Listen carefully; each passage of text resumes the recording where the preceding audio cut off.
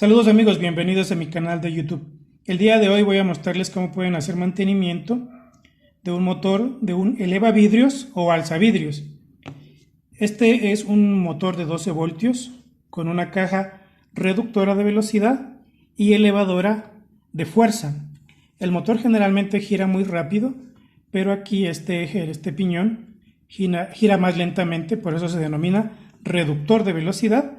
Y aquí en el eje del motor se tiene poca fuerza, pero con la reducción de velocidad lo que se logra es un incremento de fuerza. Este motor de 12 voltios generalmente es el que se termina dañando o se termina ensuciando y es el que hace que en muchas ocasiones tengamos que reemplazar por completo o a veces simplemente reemplazan por completo este motor con la caja sin siquiera revisarlo y de esta manera nos podríamos ahorrar bastantes dólares. Voy a mostrarles cómo hacer. Entonces tienen que desbaratar el motor para poder hacer una limpieza interna. Si es que la inspección interna nos indica que el motor ya no sirve, pues simplemente tendríamos que reemplazarlo. Pero voy a mostrarles en este caso cómo queda el motor una vez que ya lo he limpiado y cómo deberían ustedes tener el motor cuando le hagan mantenimiento, porque el constante funcionamiento lo que hace es que el carbón de las escobillas o de los carbones del motor ensucie el colector del motor e impida que este funcione. Aquí lo tengo. Esta parte son los imanes y en el fondo hay un rodamiento que va con esta parte del eje. Como se dan cuenta, en este momento se encuentra completamente limpio.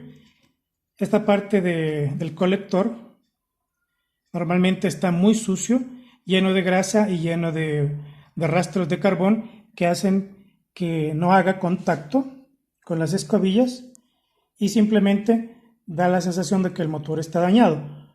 En muchas ocasiones, como les decía, simplemente se reemplaza y evidentemente se soluciona el problema, pero con una cuestión tan sencilla como la limpieza y el engrasado quedaría un motor prácticamente nuevo. Vamos a poner la luz. Aquí se ve, ¿sí? Se ven las escobillas o carbones como les conocen en otros países, simplemente porque realmente son unos carbones, ¿no? Técnicamente se llaman escobillas. Entonces, estas escobillas son las que rozan aquí en el colector, pero cuando esto está muy sucio de grasa y de carbón del desgaste producido por los años de uso, pues simplemente no hace contacto. Entonces, una vez que hayan limpiado todo y hayan engrasado, pues tienen que armarlo correctamente. Voy a suspender el video para poder realizar el engrasado y el armado. El armado es realmente bastante sencillo. Una cosa muy importante que me olvidaba es que estas escobillas, como se dan cuenta, se hunden. Debe quedar aproximadamente 1 milímetro saliente y eso nos indicaría que todavía hay escobilla útil. ¿Sí? Se puede retirar esta parte y en caso de que esto esté muy desgastado, que eso es lo que también en muchas ocasiones sucede, empujar el resorte. Tiene una pequeña lengüeta y lo que se hace es empujar el resorte para que salga algo más de la escobilla y poder seguir utilizando este motor sin necesidad de reemplazarlo. Continuamos luego. Bueno, voy a proceder a hacer el engrasado del eje. Como les decía, esta parte debe quedar engrasada con una prolijidad para que el motor tenga buen funcionamiento durante algunos años más. Es muy poco lo que se requiere, solamente es algo de trabajo. También hay que realizar el engrasado en la parte inferior y de esta manera ya tenemos prácticamente todo el mecanismo listo. Entonces, una vez que hayan engrasado todo, tienen que tener cuidado de insertarlo y hacer movimientos suaves para que puedan ingresar las escobillas. Entonces se hacen movimientos laterales hasta que ingresen las escobillas. Aquí tiene un empaque, no se olviden de ponerlo en su lugar, limpiar todo completamente y luego poner la carcasa. Entonces hay que revisar que quede todo bien alineado antes de asegurar con los tornillos. No aseguren el primer tornillo del todo. Hasta que hayan puesto todos los tornillos, pues pudiera quedar descentrado el motor y no funcionaría, ¿no? Entonces, una vez que hayan puesto los 3 tornillos, pueden hacer el ajuste final para que el motor quede operativo. Una vez que hayamos asegurado, les voy a mostrar una pequeña medición que tienen que hacer con el multímetro para verificar que realmente todo el mecanismo queda completamente armado y correctamente armado.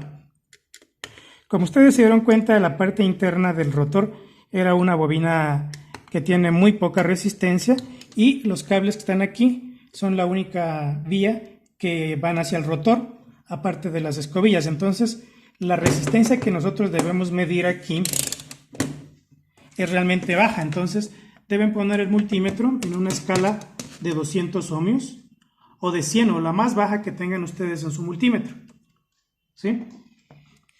Luego miden la resistencia en los terminales, ¿sí?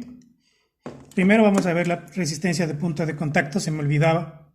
Quienes ya han revisado mis videos sabrán por qué se hace esto. Es para descartar esta resistencia que tienen los terminales o las puntas de contacto de la resistencia que tiene todo el sistema. En este caso tenemos 2.2 ohmios. Vamos a ver qué resistencia. Debería tener una resistencia muy pequeña, ¿sí? Ahí está. Tenemos alrededor de 0.8 ohmios. Quiere decir que el rotor, los carbones y este cable tienen una resistencia de 0.8. Eso nos indicaría que el motor está correctamente armado y listo para funcionar. Bien, amigos de mi canal de YouTube, espero que con este video puedan resolver problemas relacionados con el motor del alzavidrios, del elevavidrios de sus automóviles y se ahorren unos cuantos dólares. Ojalá el video les haya gustado y les sea de utilidad. Gracias por vernos, suscríbanse a mi canal y nos vemos. Hasta la próxima.